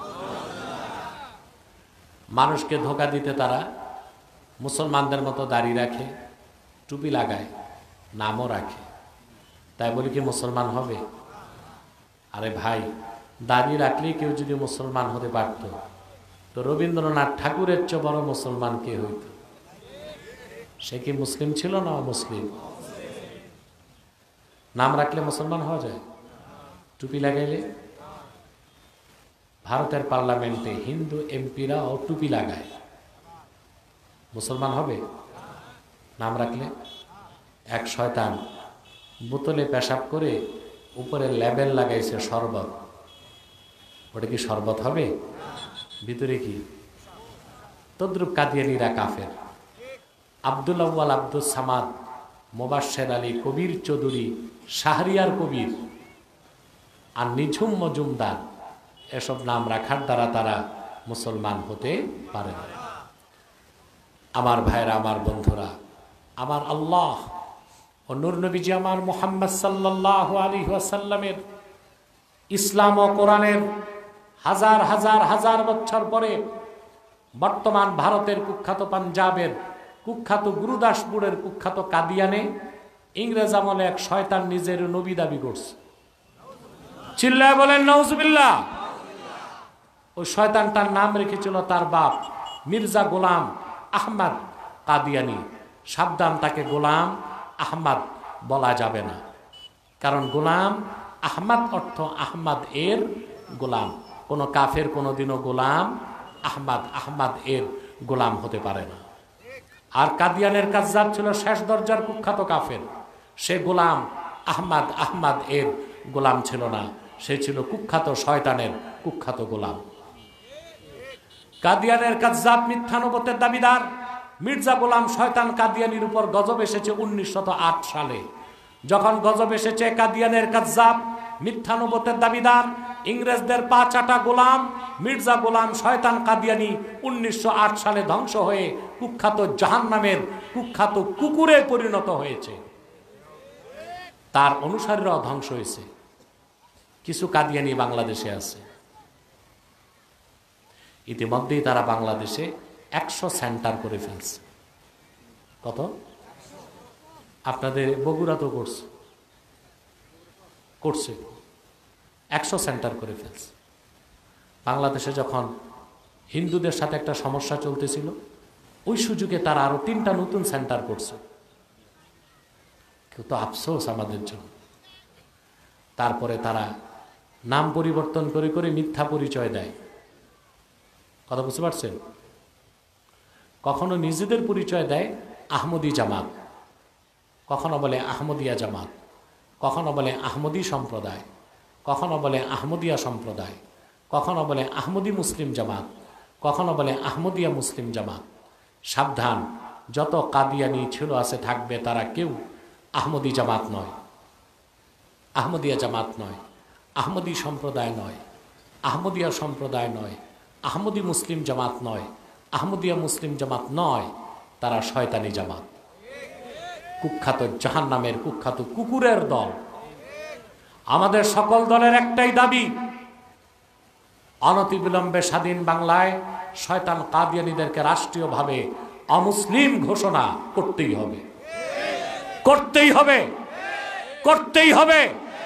এই দাবি আদায়ে যদি তাহরিকে খাতমে নবুয়ত বাংলাদেশ জান ও মাল দেবার ডাক দেয়, কারা কারা প্রস্তুত আছেন হাত তুলে দেখা।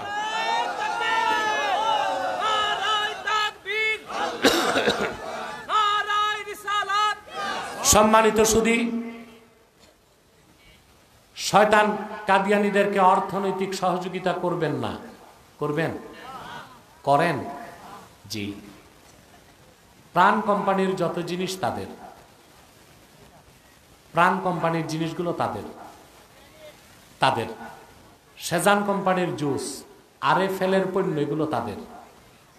প্রথম আলো নামের প্রথম অন্ধকার পত্রিকা, ডেলি স্টার এবং কালের কণ্ঠ, এগুলো তাদের।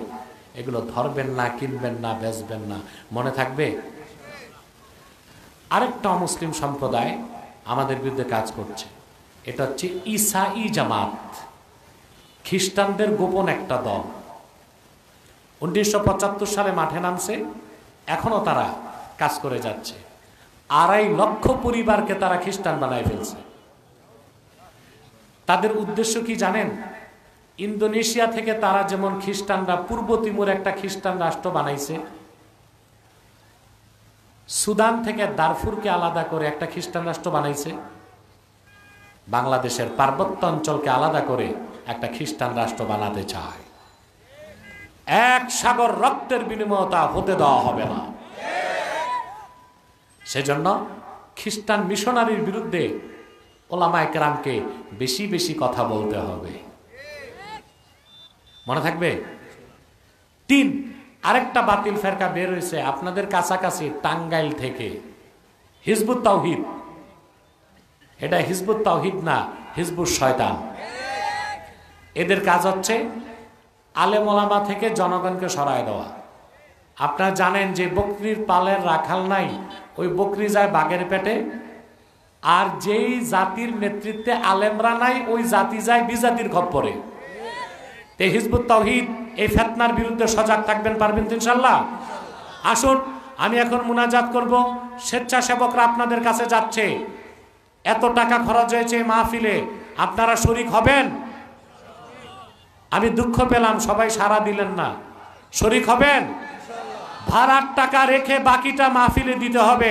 পকেটে হাত দেন, নিজের পকেটে, আরেকজনের পকেটে না। যাও, স্বেচ্ছাসেবকরা বেরিয়ে যাও, ভিতরে যাও। নীরবে আপনারা দান করুন। 1 বার সূরা ফাতিহা পড়ুন, 3 বার সূরা ইখলাস পড়ুন, 11 বার ইস্তেগফার পড়ুন।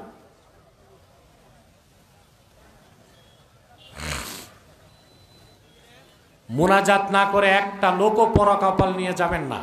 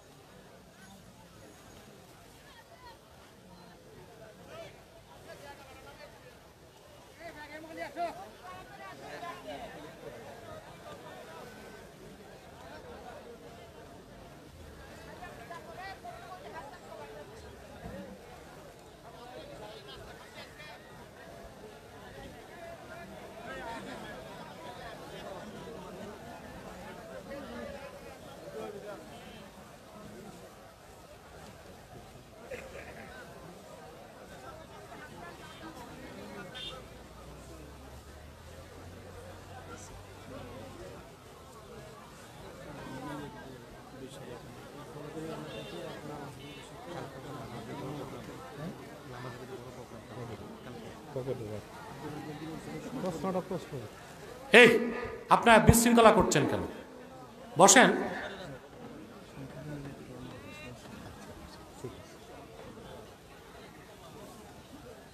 সম্মানিত সুধী,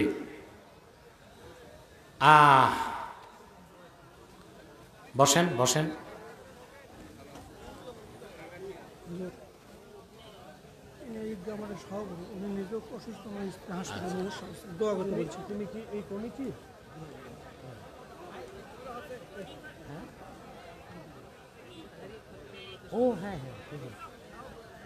সম্মানিত সুধী, এক ভাই প্রশ্ন করেছেন নামাজের পর মুনাজাত করা যাবে কিনা। আচ্ছা, নামাজের পর দোয়া কার কাছে করেন? এখানে ফতুয়া জানার দরকার কি? আল্লাহর কাছে দোয়া করবেন, কারো নাম নিবেন না। দেখুন, নামাজের পর দোয়া করার কথা সুস্পষ্টভাবে কোরআন শরীফও আছে, হাদিস শরীফও আছে। ফাইজা ফারাক্তা ফাংসাব, এই আয়াতের ব্যাখ্যায় প্রায় 14 জন মুফাসসির তাফসীর করেছেন যে আল্লাহ তার হাবিব সাল্লাল্লাহু আলাইহি ওয়াসাল্লামকে ফরজ নামাজের পর দোয়া করতে বলেছেন। দাঁড়ায় আছো কেন? এরপর হাদিস শরীফের বিভিন্ন কিতাবে এসেছে রাসূলুল্লাহ সাল্লাল্লাহু আলাইহি ওয়াসাল্লাম ফরজ নামাজের পর দোয়া করতেন। বুখারী শরীফে এসেছে ফরজ নামাজের পর আল্লাহর হাবিব দোয়া করতেন, আল্লাহুম্মা আনতাস সালাম ওয়া মিনকাস সালাম তাবারাকতা রাব্বানা ওয়া তাআলাইতা ইয়া যাল জালালি ওয়াল ইকরাম, এই দোয়া করতেন। তিরমিজিতে এসেছে সাহাবায়ে কেরাম রাসূলুল্লাহ সাল্লাল্লাহু আলাইহি ওয়াসাল্লামকে জিজ্ঞেস করেছেন আইয়ুদ দুআই আসমা, কখন দোয়া জলদি কবুল হয়? আল্লাহ রসুল বলেছেন জাওফাল লাইলিল আখির ওয়া দুবুরা সালাওয়াতিল মাকতুবা, ফরজ নামাজের পরে আর গভীর রাতে শেষে দোয়া করলে আল্লাহ দোয়া কবুল করেন।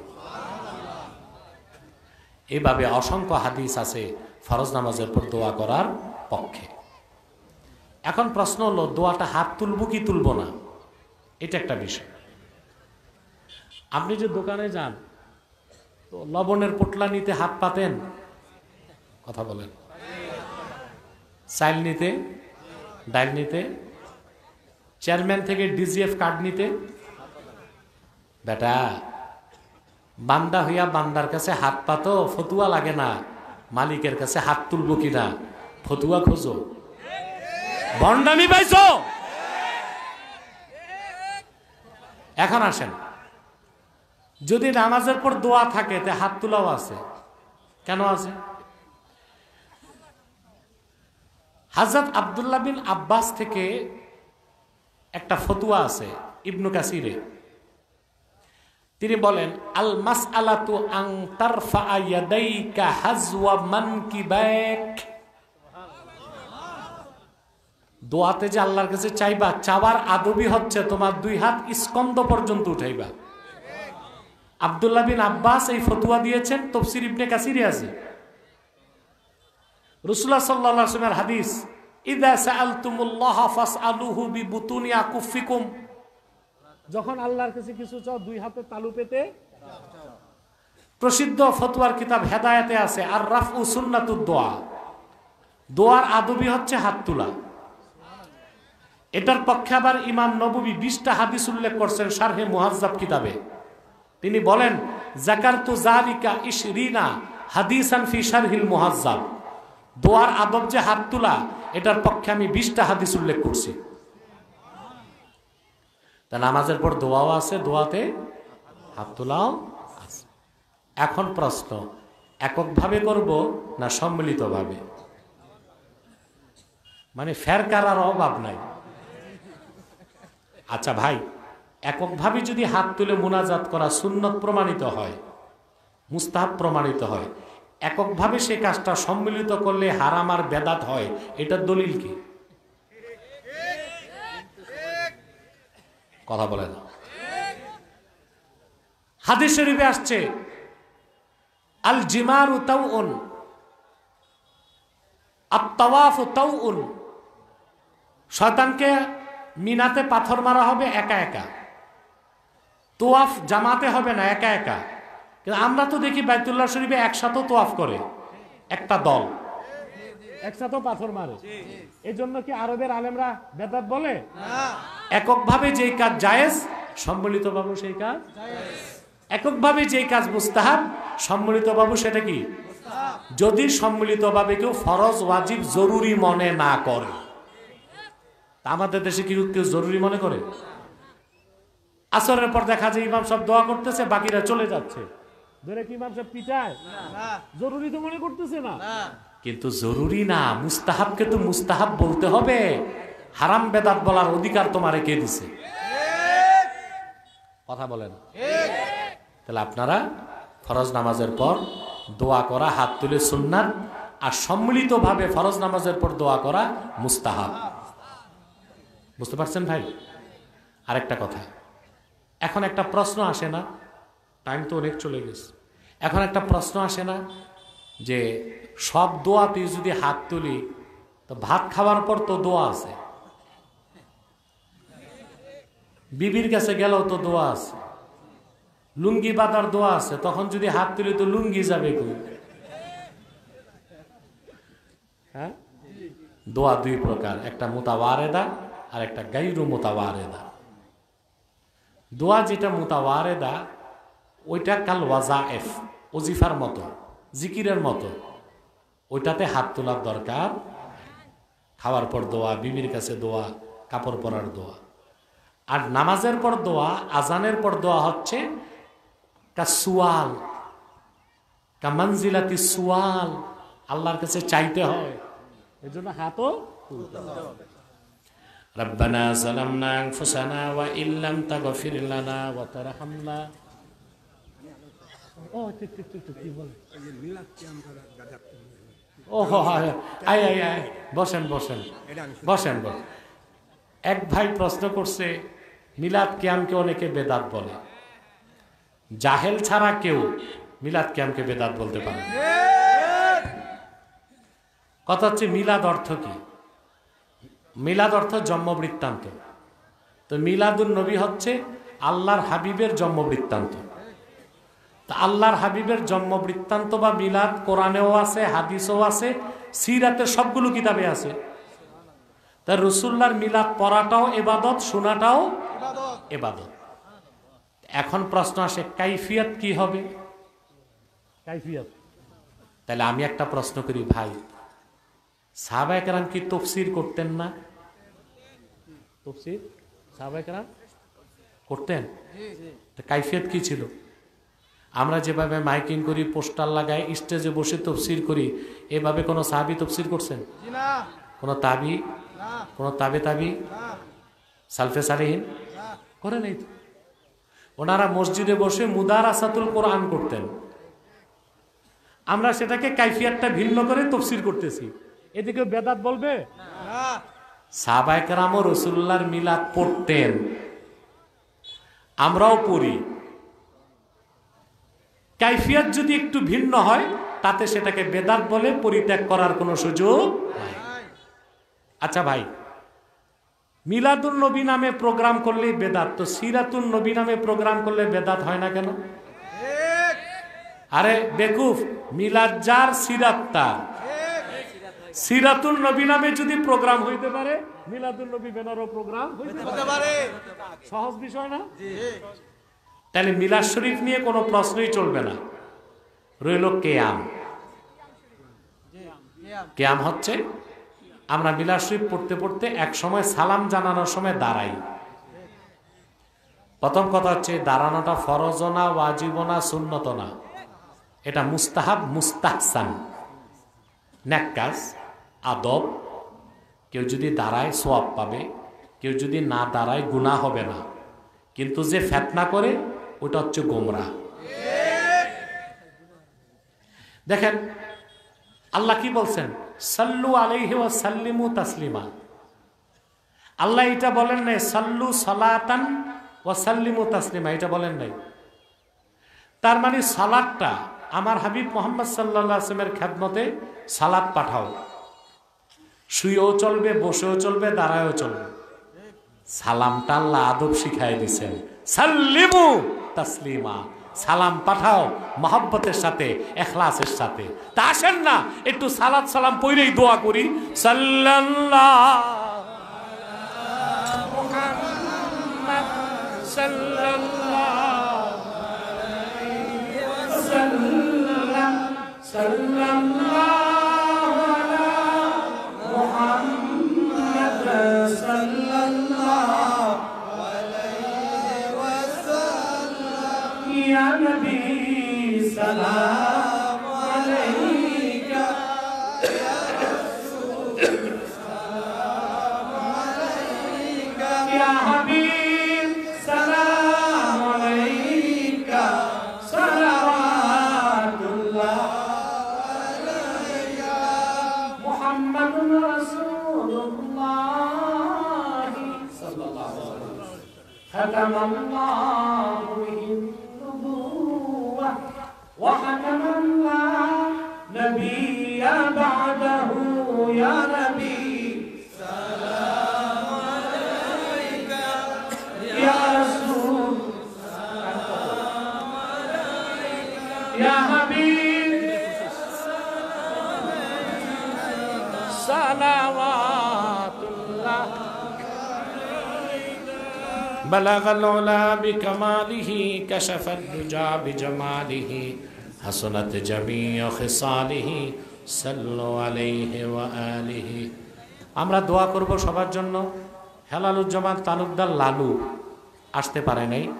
আপনারা জানেন দেশনেত্রী খালেদা জিয়া চিকিৎসায় বিদেশ যাচ্ছে, তো তাকে সময় দিচ্ছে।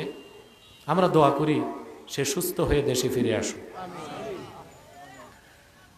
আব্দুল ওয়াহাব মণ্ডল মাহফিলের জন্য বহুত করছে, তার জন্য দোয়া করবেন। আল্লাহ তারে সৎভাবে ইমানদারির সাথে জনসেবার তৌফিক দিক। আরও যারা আছে সবার জন্য আমি দোয়া চাই। কমিটিতে অনেকেই আছেন। আচ্ছা, ঈদগাহ মাঠের সভাপতি ও তার স্ত্রী দুজনেই অসুস্থ, আমরা দোয়া করবো আল্লাহ যেন কবুল করেন। কমিটির অনেক যুবক ভাই দোয়া চাইছে, আমি দোয়া করি।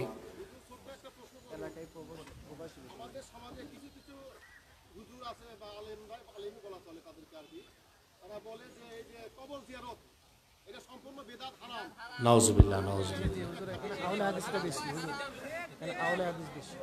কবর জিয়ারত করা যে হারাম বলবে তার ঈমান নষ্ট হয়ে যাবে, তার বউ তালাক হয়ে যাবে। কারণ কবর জিয়ারত করার ব্যাপারে আল্লাহর হাবিবের হাদিস আছে। তো যেটা হাদিসের দ্বারা প্রমাণিত নেক আমল, ওইটাকে হারাম বললে ঈমান থাকবে? মুস্তাহিল্লুল হুরমাতি কাফের, হারামকে হালাল বলা কি? বিষয়টা আমি বুঝাই দেই। মদ খাওয়া কি? এখন কেউ যদি মদ না খায় হালাল বলে, সে কি? যে মদ খাইলো সে কাফের হবে না, সে ফাসেক হবে। মদকে যে হালাল বললো কাফের হয়ে যাবে। তারপরে মনে করুন একটা হালাল কাজ, কাউকে সালাম দেওয়া কি জায়েজ না? কেউ যদি বলে সালাম দেওয়া হারাম, কাফের হয়ে যাবে। তো কবর জিয়ারতের পক্ষে তো হাদিস আছে। আল্লাহর হাবিব সাল্লাল্লাহু আলাইহি ওয়াসাল্লাম সাহাবায়ে কেরামকে বলেছেন, কুনতু নাহাইতুকুম আন জিয়ারাতিল কুবুর, আমি আগে তোমাদেরকে কবর জিয়ারত করতে নিষেধ করেছিলাম। বুঝতে পারছেন? হাদিসটি মুসলিম শরীফে আছে। আলা ফাজুরুহা, সাবধান, এখন তোমরা কবর জিয়ারত করো। হ্যাঁ, রাসূলুল্লাহ সাল্লাল্লাহু আলাইহি ওয়াসাল্লামের হাদিস দিয়েই তো কবর জিয়ারত প্রমাণিত। এরকম হালাল কাজকে যে হারাম বলবে তার ঈমান থাকবে? আমার আর টাইম নাই বাবা, 3:30 আমাকে উঠতে হবে। হ্যাঁ, এটাও বেয়াদবি। আল্লাহর হাবিব সাল্লাল্লাহু আলাইহি সাল্লামের সম্মান মর্যাদা কত ঊর্ধ্বে তা তো বলার মতো ভাষাই নাই। এখন তুমি আমি যে সলিমুদ্দিন কলিমুদ্দিন কি মাটির তৈরি কিনা? কেমনে? আপনার বাবা কি মাটি খাইতো না মায় মাটি খাইতো? তো মাটি দিয়ে হইলেন কেমনে? এটা তো বুঝতে হবে। আল্লাহ বলেছেন মিনহা খালাকনাকুম অফিহা নুঈদুকুম ওয়া মিনহা নুখরিজুকুম তারাতান উখরা। আমরা এই আয়াতের তাফসীরটাও পড়া দেখলাম না। সব মুফাসসির লেখছেন মিনহা খালাকনাকুম আই বিখালকে আবিকুম আদামা, তোমাদের বাবা আদমকে মাটি থেকে তৈরি করা হয়েছে। এই জন্য গোটা মানব জাতিকে আল্লাহ বলছেন তোমাদের তৈরি করা হয়েছে মাটি থেকে। আমাদের আল্লাহ তৈরি করছেন পানি থেকে, বীর্য বীর্য, বাবার বীর্য, মায়ের বীর্য। আল্লাহ বলছেন কোরআন কারীমে, ইন্না খালাকনাল ইনসানা মিন নুতফাতিন আমশাজ, মানুষকে আমি তৈরি করেছি তার পিতার আর তার মাতার বীর্যের মিশ্রণ থেকে। তা আমাদের কি আল্লাহ বলতেছেন বীর্য থেকে বানাইছেন? আমরাই তো মাটির না। আদম হইল মাটির তৈরি, আর আদমের বউ হাওয়া হইল হাড্ডির তৈরি, ঈসা হইল ফুয়ের তৈরি, আমরা হইলাম বীর্যের তৈরি। এই যদি হয় তোমার আমার হিসাব, তো সাইয়্যিদুল মুরসালিন রাসূল রাব্বিল আলামিন মুহাম্মদ সাল্লাল্লাহু আলাইহি সাল্লামের আরশ চুম্বি সম্মান মর্যাদার বিপক্ষে কথা বলো, জবান ছিঁড়ে ফেলবে বাঙালি মুসলমান। নারায়ে তাকবীর, নারায়ে রিসালাত, ইয়া রাসূলুল্লাহ। নূর নবীর শত্রুরা হুঁশিয়ার, দিন ইসলামের শত্রুরা হুঁশিয়ার, কাদিয়ানী কাফের, কাফের কাফের, কাফের কাফের, কাদিয়ানী কাফের, কাদিয়ানীদের আস্তানা নারায়ে তাকবীর, আল্লাহু আকবার। সম্মানিত সুধী, সকল বাতিল ফেরকা থেকে দূরে থাকবেন, আর মাসলাকগুলোর সাথে সম্পর্ক রাখবেন। ঠিক আছে? কার লম্বা টুপি, কার গোল টুপি, কে আলিয়া, কে কমি, এগুলো দেখবেন না, মিলেমিশে থাকবেন। বাতিল ফেরকার সাথে কোনো সম্পর্ক থাকবে মনে থাকবে, এটা খেয়াল রাখবেন। খুব মন দিয়ে কথাগুলো শুনবেন। আসুন আমরা মুনাজাত করি। ইস্তেগফার পড়েন 11 বার।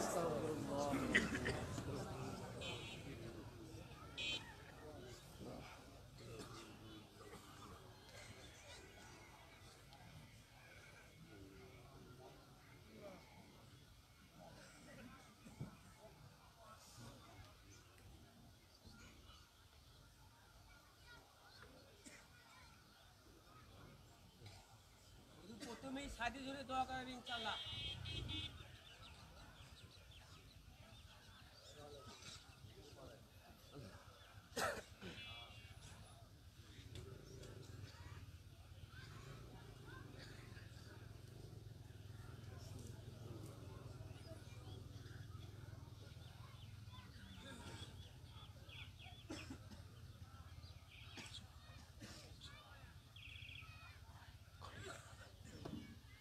সাইদি সাহেবের জন্য আমি একা না, সকল পীর মাশায়েখ দোয়া করে।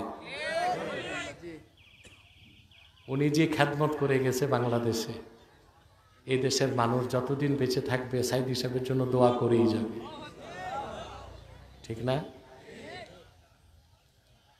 আল্লাহ ওনাকে ওনার সমস্ত গুনাহ মাফ করে বেহেশতে তাকে মাকাম দান করুন। আরো যারা দুনিয়া থেকে চলে গেছে সবার জন্য দোয়া করি। আসুন। রব্বানা যালামনা আনফুসানা ওয়া ইল্লাম তাগফির লানা ওয়া তারহামনা লানাকুনান্না মিনাল খাসিরিন। আল্লাহ তাআলা তেজপাড়া যুব সমাজ গাবতলী বগুড়া কর্তৃক আয়োজিত আজকের দিনের বেলার মাহফিলে তোমার হাজার হাজার নেককার বান্দা পর্দার আড়ালের মা বোন নিয়ে হাত তুলেছি। আল্লাহ, এতগুলো মানুষের মধ্যে যার দুটো হাত তোমার ভালো লাগে, তার দুটো হাতের বিনিময়ে আমাদের জিন্দিগির সব গুনাহ তুমি মাফ করে দাও। আল্লাহ তাআলা হৃদয়ের গভীর থেকে দোয়া করি, আল্লাহ তোমার আখিরি নবী নূর নবীজি আমার মুহাম্মদ মুস্তাফা সাল্লাল্লাহু আলাইহি ওয়াসাল্লাম আজ থেকে ১৫০০ বছর আগে দুনিয়ার থেকে বিদায় নিয়েছেন। হায়াতুন নবী হিসেবে জান্নাতুল ফেরদাউস রওজা মুবারকে বিশ্রাম নিয়েছেন। আল্লাহ জীবনে একবার তোমার আখিরি নবী নূর নবীজি আমার মুহাম্মদ মুস্তাফা সাল্লাল্লাহু আলাইহি ওয়াসাল্লামের জান্নাতুল ফেরদাউস রওজা মোবারকে উপস্থিত হয়ে গো আল্লাহ তোমার হাবিবের নূরের কদমে দরুদ ও সালামের হাদিয়া দেবার আগে আল্লাহ তুমি ডাক দিও না। আল্লাহ তাআলা একবার বা একাধিকবার যারা সোনার মদিনায় নূরের মদিনায় যেতে পেরেছি আল্লাহ জীবনে বারবার তোমার আখিরি নবী নূর নবীজি আমার মুহাম্মদ মুস্তাফা সাল্লাল্লাহু আলাইহি ওয়াসাল্লামের নূরের শহর মদিনাতুল মুনাওয়ারা জিয়ারতের জন্য তাদের কপালটা খুলে দাও।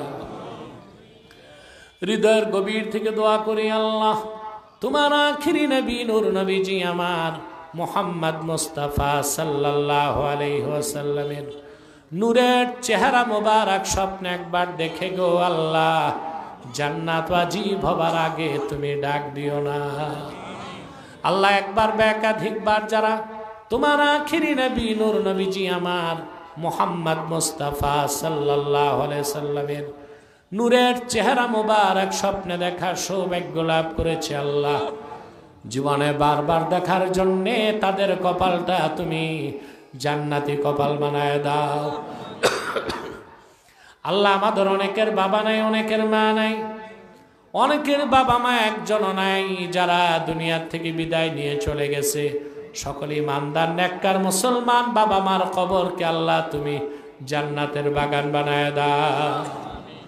রব্বুল আলামিন তেজপাড়া যুব সমাজ আমার কলিজার টুকরা যুবক ভাই যারা এত সুন্দর মাহফিলের আয়োজন করেছে তাদের প্রত্যেককে খাঁটি ইমানদার বানায় দাও, সহি আকীদার ধারক বানায় দাও, আহলুস সুন্নাত জামাতের অনুসারী বানায় দাও, তাদের প্রত্যেককে তাহরিকে খাতমে নবুয়ত বাংলাদেশের সৈনিক বানায় দাও। আল্লাহ বিদেশ থেকে যারা টাকা পয়সা পাঠিয়েছে আমার প্রবাসী ভাইরা তাদের প্রবাস জীবনটা মঙ্গলময় করে দাও। আল্লাহ তোমার বান্দারা লাখ লাখ টাকা দিয়েছে, হাজার হাজার টাকা দিয়েছে, প্রত্যেকের ধন ও মনকে কবুল করে নাও। ভাইরা আমার একটি মিনিট সময় ছেড়ে দিলাম, চক্ষুটা বন্ধ করুন, দিলটা নরম করুন, মাথাটা নত করুন। আল্লাহর আখিরি নবী নূর নবীজি আমার মুহাম্মদ মুস্তাফা সাল্লাল্লাহু আলাইহি সাল্লামের ওসিলা ধরে আল্লাহর কাছে চান, যা চাইবেন তাই কবুল হয়ে যাবে। যদি পারেন ভাইরা 2 ফোঁটা চোখের পানি সদকা করে দিন।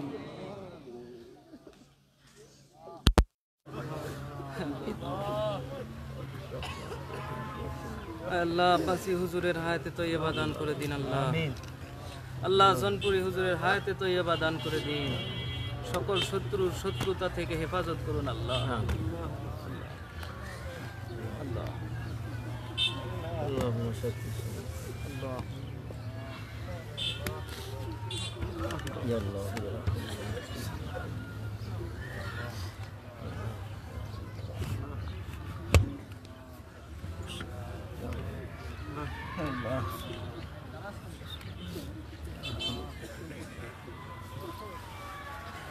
Ya Allah.